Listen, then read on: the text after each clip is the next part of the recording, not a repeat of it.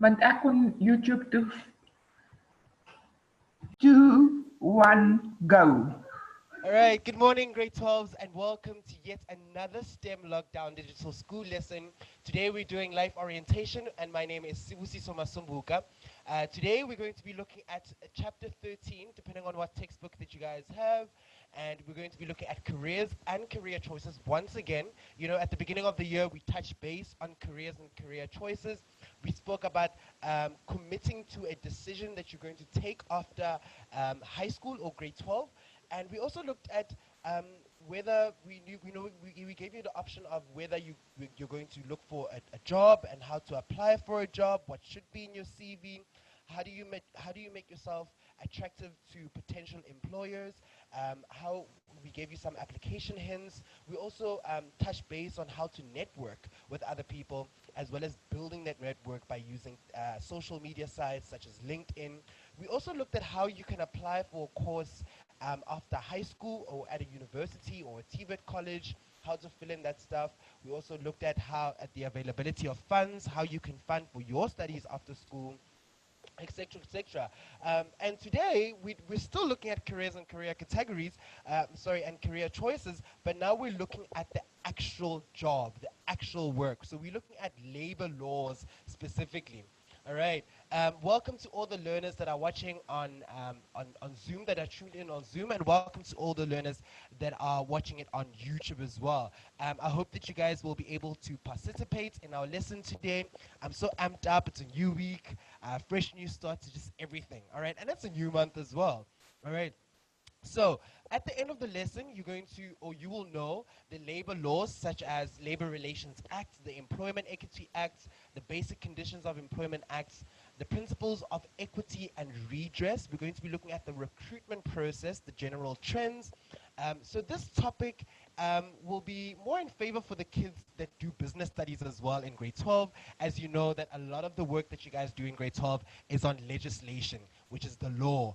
And but it won't be as detailed as what it is like in business studies, but I think it's good that we make it very basic and very simplistic for all the other learners that aren't doing business as well.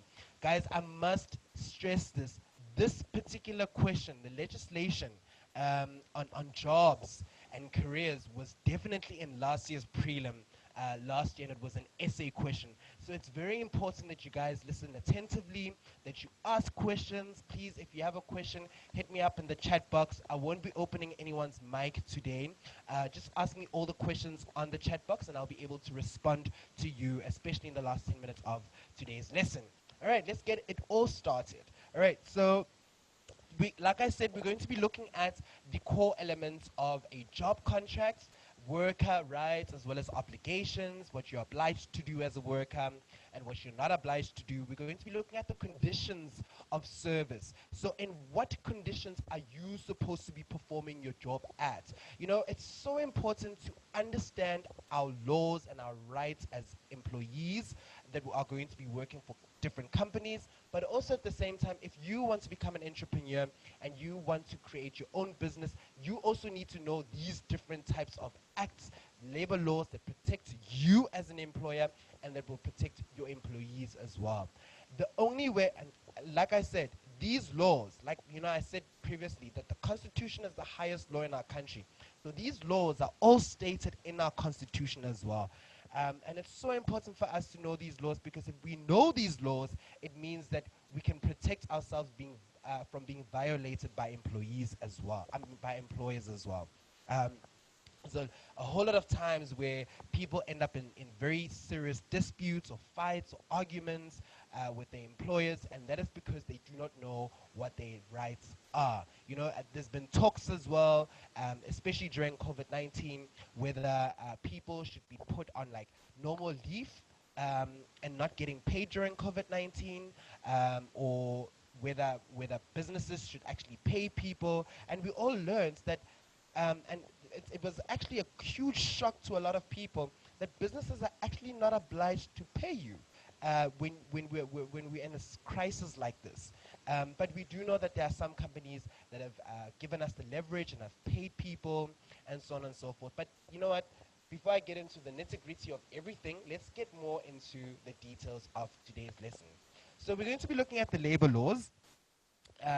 Like I said, we're going to be looking at the LRA, which is also known as the Labor Relations Act. We're going to be looking at the EEA, which is the Employment Equity Act, and the BCEA, which is the Basic Conditions of Employment Act. You guys see how I'm using acronyms to help me remember these things as well. All right, labor laws follow the democratic ideals of constitution. Again, like it means that all these laws are stated under the constitution. The following labor laws deal with employee and employer rights and obligations and the core elements of a job contract. All right. Now let's first have a look at the Labor Relations Act. All right. The Labor Relations Act aims to promote economic development, social justice, labor peace, and democracy in the workplace. All right, so it promotes collective bargaining at the workplace.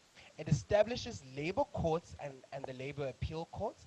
It promotes fair labor practice between the employers as well as the employees, promotes workplace forums to accommodate employees in decision making, and it provides the right to lockout by the employer as a reaction to lengthy strikes. So you guys know what a lockout is. A lockout is when the employer locks all the employees out because they are probably planning on having a strike or damaging property in the workplace.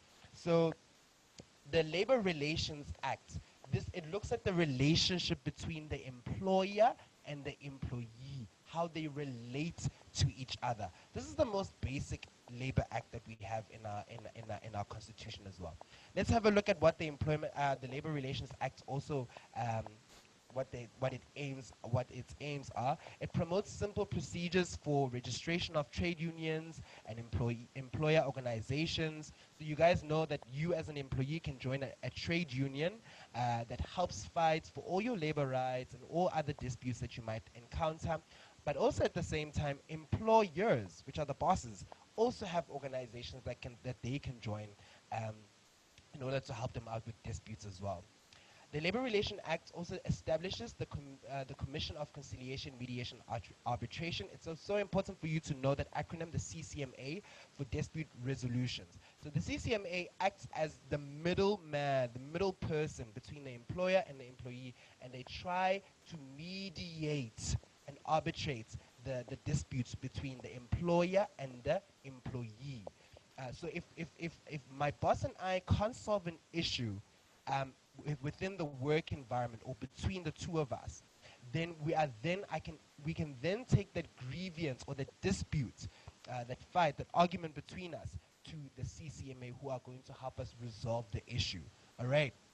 And obviously, there's a whole process within the CCMA as well. All right. The Labor Relations Act also provides a framework or structure for labor relations between employers and employees.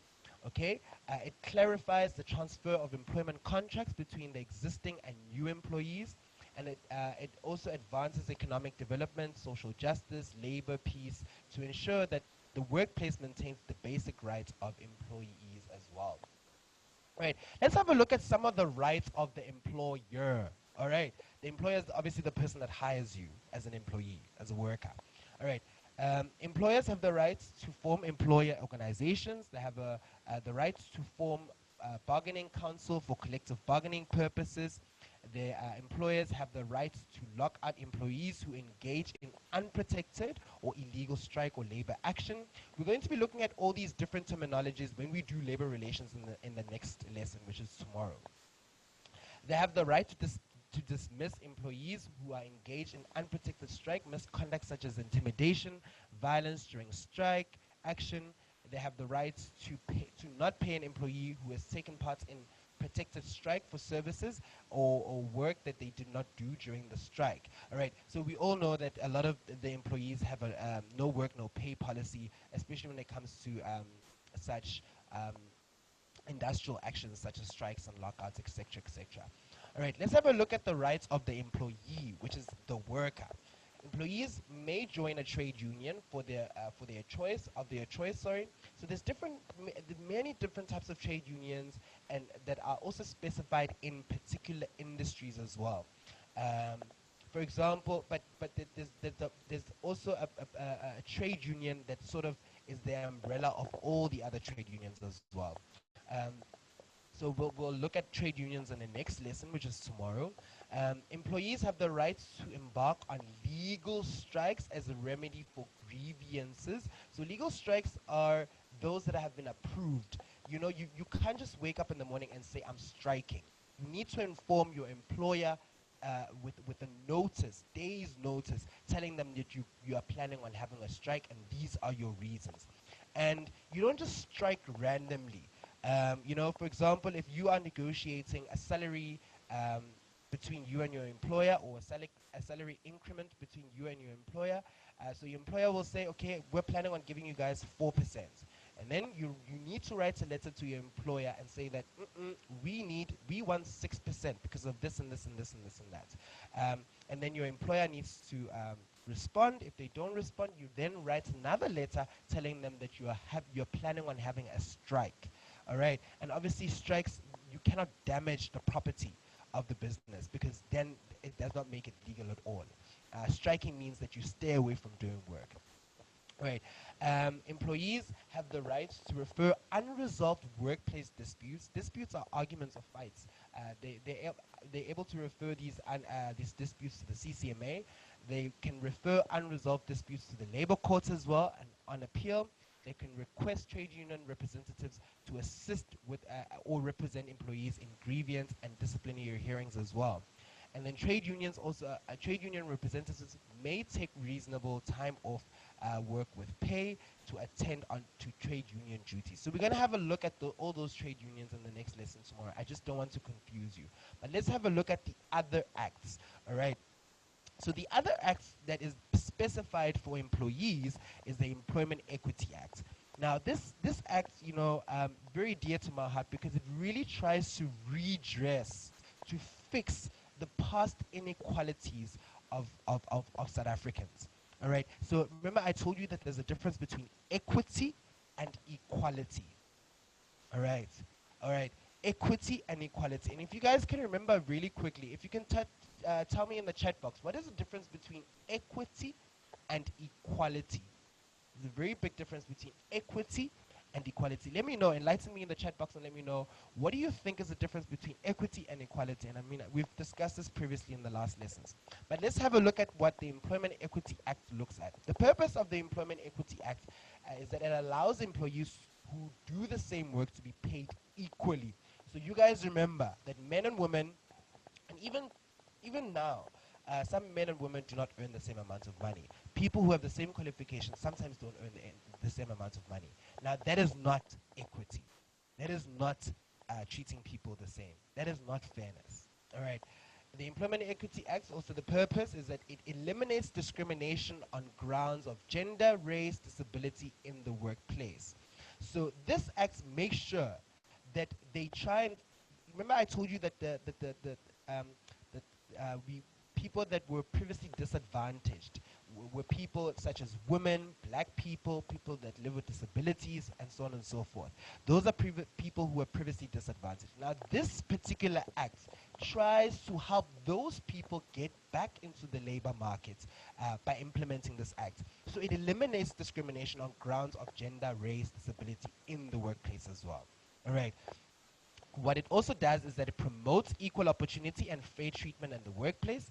It promotes diversity in the workplace by ensuring that people of diverse backgrounds are appointed. So you will see a lot of companies now will specifically say that we are looking for a girl or a female to work for us, or we're looking for specifically for a disabled person, or we're looking for a black person. The reason why they want to do that is what we call affirmative action, giving people of past or people who are previously disadvantaged an opportunity to work. And then there's huge arguments around this, and we'll have a discussion about it. You must let me know, what do you guys think about affirmative action in the workplace? And then the Employment Equity Act promotes employees from victimization if they exercise their rights given to them by the Employment Equity Act. It ensures equal representation in the workplace through the implementation of affirmative action, which is what we'll look at in just a bit. It ensures equal representation of all population groups in the workplace.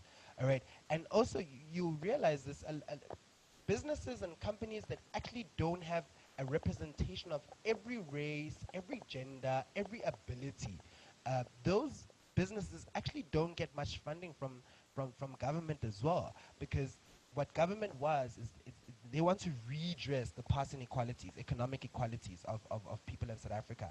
So if a company or a business is all black, or it's all white, or it's all able people, or it's all men, that does not reflect employment equity at all, because there must be that diversity in the workplace. Because I mean, if what sort of image does the business give if they only hire only black people, or only white people, or only men?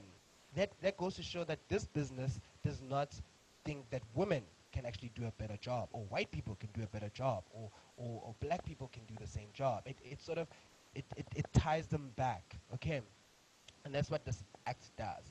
What does the law say about affirmative action? Affirmative action measures are measures intended to ensure the suitability qualified employees from designated groups. So it's not necessarily saying, yeah, we're just going to hire a disabled person because they're disabled. They must be suitably qualified. All right. A lot of people get this one wrong. They must be suitably qualified. All right, and have equal employment opportunity, and are equitably represented in all occupational categories and levels of the workforce. So you must have a woman in management, you must have them in top management, you must have them in middle management, and you must have them at lower management level as well. You can't just have women just as normal workers. There must be women represented in all different levels of management as well. There must be black people in all different levels of management as well. There must be disabled people in all different levels of management as well. All right. So, and all different races, abilities, genders must be represented in all different levels of management and all different levels of the workforce. That's what the Employment Equity Act focuses on. Do you guys think this is fair?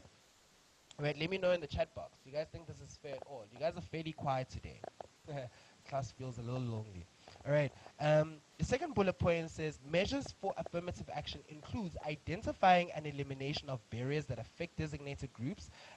So, for example, it also looks at your building, the building of your business. Is it accommodating to a person who is disabled? Is it accommodating to all people of different races, genders, and abilities as well? Because barriers are the things that stop you from performing your job. All right. And then measures to promote diversity, training of designated group, and preferential treatment to ensure equal representation in the workplace. You guys need to know what the designated groups are. The designated groups, like I said previously, are people that were previously disadvantaged. Those are your black people, those are your women, those are your people that are living with disabilities as well. Okay. Like I said previously, these people were not given an opportunity to work, or they were given opportunities to work but they weren't paid much, or they were given opportunities to work but it wasn't on the level of management as well. All right, let's have a look. What does the law say about Employment Equity Act as well as the Equity Plan? A designated employer must prepare and implement a plan to achieve employment equity, which must have objectives for each year of the plan and include affirmative action measures as well as a timetable for each year. So the, every business must ensure, and a lot of the times sometimes you get what we call a transformative manager. This person makes sure that people of all different genders, all different races, all different abilities are hired. There's actually businesses that actually pay attention to all of this, because like I said again, if your business does not have a representation of people from different genders, different sexualities, different races, different abilities, then it really does, it really puts a question mark on the person who wants to invest in your business, on the person that wants to support your business as well. However, if you have a business that represents each and every race, gender, sexuality, ability, then it has a good reflection on your business. And it also attracts other people as well. Imagine if you are you are a poor, I mean, you're a white boy who just walked out of high school, and you walk into a business that's just only black people, you would feel quite intimidated. Or even if you're a black boy and you just walked into a business and it's just only white people, you would feel some form of intimidation as well, and may feel that you are not being represented as well. Guys, I say this with all respect, hey? All right. Um, all right, let's move along to the Basic Conditions of Employment Act. Now, remember, the Labor Relations Act looks at the relationship between the employer and the employee. The Employment Equity Act makes sure that everybody at work is treated fairly, that nobody is discriminated, that equal opportunities are given to every person. Now, the Basic Conditions of Employment Act looks at the conditions in which you must perform your job in. All right. So it looks at your leave days. It looks at your working hours. It looks at your benefits, etc., etc. We're going to have a look at all of that. So it's so important that you know the three different acts and know what each act does, because it's so easy to confuse all of them. But luckily, the clues are in the name as well. Like labor relations looks at the relationships. Employment equity looks at equity, equality, non-discriminate and discrimination. Basic Conditions of Employment Act looks at the conditions in which we are hired at. This act particularly also looks at job contracts as well, and what should be included in job contracts. All right, let's have a look at it. So the purpose of the Basic Conditions of Employment Act is that it provides clear terms and conditions of employment for employers and employees. It gives clear terms and conditions of employment for employers and employees. So important for us to know what are the terms and what are the conditions in which we are being employed at. All right? Because that is going to give us an idea of whether we want to take the job or how we should act at work, and what are the different levels. All right, but can I tell you something? The Basic Conditions of Employment Act is sort of an umbrella for all employees, and it literally does cover us all. Your employer, your boss cannot have a job contract or cannot have certain things in your employment contract that rule above all these different acts that I'm talking about now. All right, they cannot. If you read your contract one day and it says that you must work, for example, 200 hours a week without any overtime pay, then you know that your rights are being violated, and you can actually take it up to the to courts as well. All right. It also sets the minimum requirements and standards for your employment contract. The purpose of it is to advance economic development and social justice. It regulates the rights to fair labor practices as set out in the Constitution. It regulates the variations of the Basic Conditions of Employment. It adheres to the rules and regulations set out by the International Labour Organization. Now let's have a look at the Basic Conditions of Employment Act. These are the things that should be included in your contract. All right. So important for you to know what should be included in your contract. What should be included in your contract is your terms of employment. This is generally the terms of employment, including how big, how long the how long the employer and will be employed. So that's how long you're going to be employed for. It looks at for freelance contract positions. This might mean a specific amount of time or until a project is complete. For more traditional employment, this often means indefinitely or until either party terminates the employment relationship. So this tells you how long you're going to be employed for. All right. So your employment contract should have the start date and obviously the end date if you're on a temporal contract. It also should have or should include the employee responsibilities. So what are your responsibilities? What are you meant to be doing in this job? All right. And it also looks at your benefits. So there are different types of benefits. In jobs, we get fringe benefits like traveling allowance, petrol allowance, we get a bonus. So all those benefits should be included in your employment contract, whether you're going to get medical aid, whether you're going to get pension, and all those things. And those are some of the things that we should be looking at when we're looking at potential employment as well. And then it should also include employment absence. So what happens when you're absent from work? Do you still get paid? What is the leave? Etc., etc. And then it also looks at the dispute resolution. Sometimes they call this the grievance procedure, as to if you are, let's say you are arguing with your supervisor, how do you solve that issue out? You know, for example, at my school, I'm a teacher. I'm a post-level 1 teacher. So if I don't like how my HOD treats me, I need to first have that conversation with my HOD first before I can even take it to the principal. Do you understand what I'm saying? So I need to first have the conversation with my HOD. If I'm not happy with the outcome, I then can take it to a deputy that's in charge of the subject. And then from the deputy, if I'm still not happy with that outcome, then I can take it to my principal. It doesn't mean that when I'm angry with my HOD or my HOD and I cannot come to a particular agreement or we have an argument that I shoot straight to the principal. That's not how it works. All right.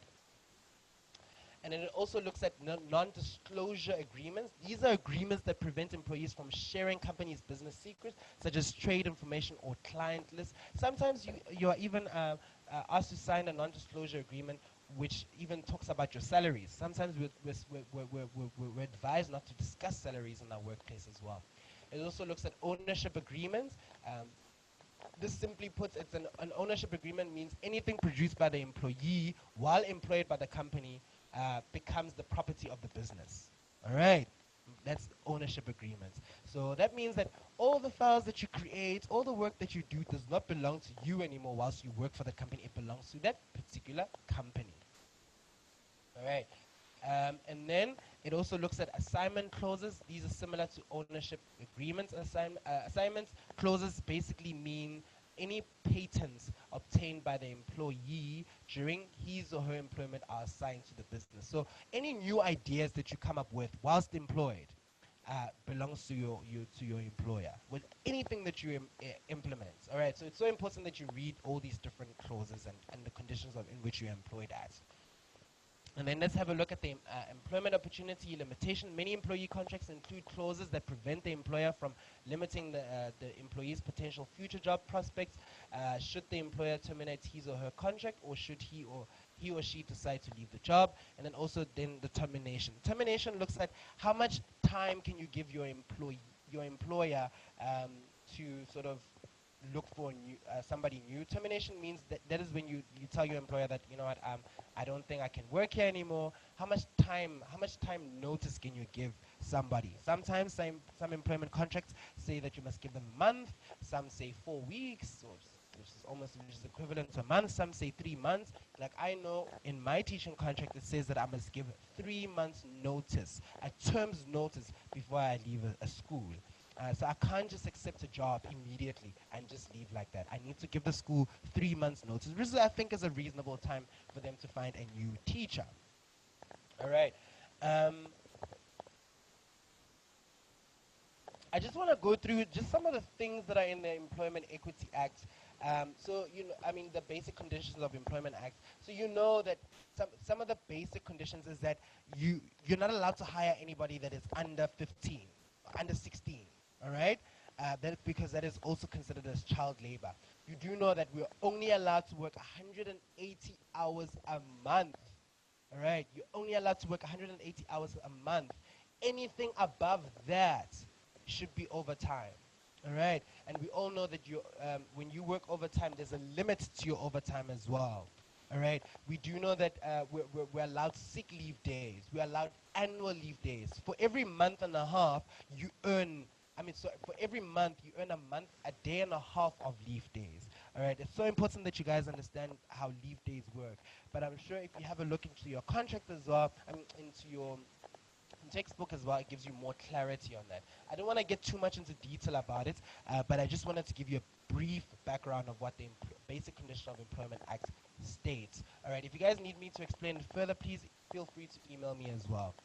All right, now let's have a look at principles of equity and redress. Equity, again, is fairness, equal opportunity, and fair treatment. And then redress is the way to correct or fix something that is wrong or unfair. All right, so now there's also different forms of redress. All right, redress does not only mean about fixing the past economic inequalities. It means making the right a current wrong. All right, so you're fixing something that is currently happening. If you think that you're being treated unfairly at work, such as being made to work long hours, or your employer thinks that you are not doing your job properly, examples of redress also include disciplinary hearings, which is when you sit down. It's an address where you address the employee's misconduct in the workplace, such as absenteeism, insubordination, that is when you're not doing your job, um, or dishonesty. You don't want to find yourself in a disciplinary hearing. You don't want to find yourself in that little situation. It also includes workplace forums, which are committees of elected employees that they meet regularly with employers to discuss workplace issues. So, for example, in my particular instance, we've got an SGB representative, teacher representative, who discuss all our issues, burning issues that we might have with the employer. We also have what we call trade unions, which is what we're going to be looking at next week, which helps and represents employees in grievance and disciplinary proceedings. And we have what we call collective bargaining or bargaining councils, and they represent employees and employers in different sectors. For example, in the motor industry, they make sure that all members follow agreements about, or for example, wages, conditions of employment, training schemes. They help to prevent and resolve labor disputes. All right. And then we also have what we call the CCMA, which is the Commission for Conciliation, Mediation, and Arbitration. They try to settle arguments and disputes between the employers and employees through negotiation and conciliation instead of strikes and going to the courts as well. All right. Um, so yeah, those are just some of the things that we're going to be looking at, and then let's have a look at the. Okay, we've had a look at the affirmative action. Let's have a look at the recruitment process. All right, so the recruitment process, recruiting means that you are hiring a new person. Recruitment refers to the process of getting the right person to apply for the job in a company. The aim for recruitment is to get a number of qualified or skilled people to apply for a particular job or a vacancy. See the diagram below for details about the process. The recruitment process should be fair, confidential, promote diversity, and achieve equality in the workplace as well. All right. I see I have a question. Let me just get to that. All right. I've got 15 minutes left. All right. Cool. So, how the recruitment process works is that if a business needs a particular person, let's say for an example, we need a new manager for the finance department. So we need a new financial manager. So what the business would do is that the top management will strategize. They will then communicate that they need a new finance manager to the HR people, the human resource people. Human resource function is for them to hire new people and to not consolidate, but to make sure that employees are always happy in the workplace. That is the function of the human resource function. All right. So what they do is that they advertise the job. All right. So it's either they can advertise it internally, internal advertisement or internal recruitment. That is when an email is sent out to all the people that currently work for the business and say, hey, we're looking for a new finance manager. All right. And then that means that everybody in the company can then apply for it. External recruitment is when they are looking outside of the business for a new finance manager. So what they would do is that they would advertise them on the classifieds, on LinkedIn, on Facebook, on Twitter, all the different forms. All right. So what you do, so that's the advertising. That's the first step, all right? And then the second step is obviously then people filling in applications or sending in their CVs, etc., etc. The next part is where this diagram starts, is that they select all the submitted applicants. So what they do is that they sift out, because sometimes you get chances, sometimes the job spec says that the person must have 5 years experience, and then poor little Smooth applied and he's got 1 year experience. So obviously that little CV will be chucked out, all right? So that they do a whole selection process by sifting out certain people that met the requirements and people that didn't meet the requirements, okay? And then what they do is meeting with the HR department and representative and prospective supervisor. So you will then go through the like what they call a telephonic interview, or then a normal interview with the company, and then feedback will be given to you once you've gone for your interview, and after you then meet with the board or different people in the business, and then you then are then introduced into the business. They call this induction or orientation. This isn't the same way as when you go into grade 8 into a new high school, you get inducted as well. So they give you this, they tell you what is happening, where to find the kitchen, where to find the toilet, where to find the printer, how do you log in when you're using an IT system, etc., etc. So that's basically the recruitment process. If you guys want me to reiterate on this even more, please let me know. All right. So here's a question that appeared in last year's prelim, and I really want you to try it out tomorrow. And I mean, I'll have this on my Google Classroom as well. This was the scenario. It says it was an essay question, by the way. As you can see, it was 15 marks. It was worth 15 marks. So it says, read the case study below and answer the questions that follow. Worker submits fraudulent medical certificates. A worker at a well-known company took sick leave for the first term of 2019, from 7th to the 9th, and from the 14th to the 17th, and from the 21st to the 24th. This all looks like the weekend. Okay? This all looks like the weekend. This person always took leave on the Friday and on the Monday. Very shady. The employer discovered that the worker had submitted fraudulent medical certificates. So medical certificates can be found to be very fraudulent. You know, you can go to any doctor, and you know, some doctors just don't have ethics and principles. You can just tell them, hi, I just want to buy a medical certificate. Obviously, I don't encourage this on any of you. And I mean, because the doctor wants money, they will give you a script saying that you were sick or whatever from a particular time.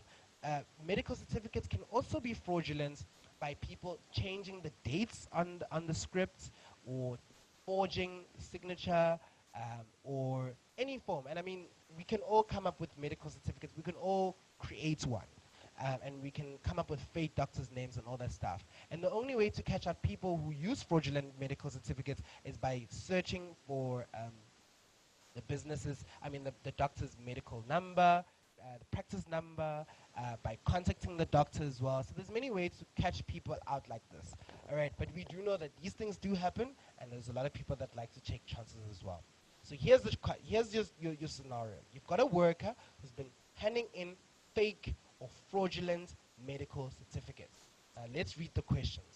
It says here, write paragraphs on the core elements of a job contract. They want you to write paragraphs on the core elements of a job contract. Then it says, use the following guidelines to help you come up with this essay. Identify the relevant labor acts related to sick leave in the scenario above, and give 2 reasons why workers should know the regulations on taking leave. So this question asks you, you need to find the labor acts that is related to sick leave. All right, and give 2 reasons why workers should know the regulations on taking leave. Now, I'm going to help you out there. The Labor Act that focuses on sick leave is obviously the Basic Conditions of Employment Act. That is the answer. So that is what you get the 1 mark for. The other 2 marks you get for giving reasons as to why workers should know the regulations of taking leave. Why should employees know the rules of taking leave? Why? Why is it important? You must let me know. All right? That's for 2 marks. The next question, part of your essay, says, how do you think the employer came to the conclusion that the workers' medical certificates in the scenario above were fraudulent? So, how do you think? They're not asking you for factual things. I mean, they're not asking you, but it doesn't mean that you must give bizarre answers. It means that, why do you think, I've already given you some clues. Why do you think that the employer came up to the conclusion? Here, I told you, the dates, 7 to 9 January. January. 14 to 17 January. I'm going to quickly look at my calendar on my phone, actually, to let you know, to see when those dates actually fell in. This is so important to know this. All right, so the 7th to the 9th was actually from Monday to Wednesday last year. All right, and then 14th to 17th was actually last year again, this following week, Monday to Thursday. The person only reported to work on Friday. And then the 21st to the 24th, again, the person reported to work only on the Friday. So Monday to Thursday, this person was constantly sick.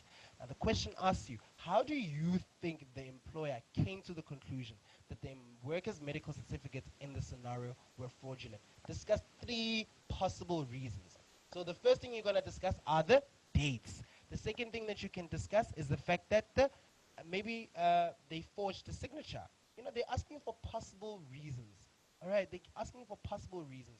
And they say that you must discuss. So that means you must give full sentences. You can't just write the dates and you think the teacher's going to give you 2 marks. No. You can write there the dates in which the person took leave were similar. So Monday to Thursday. All right. The dates, or the medical certificate could have been fraudulent because the employee forged the doctor's signature, or there was no medical certificate number, or etc. etc. You can ask anything, or you can even say that the employer actually called the doctor and realized, and the doctor didn't confirm that the patient actually came to see them. There's many reasons. All right.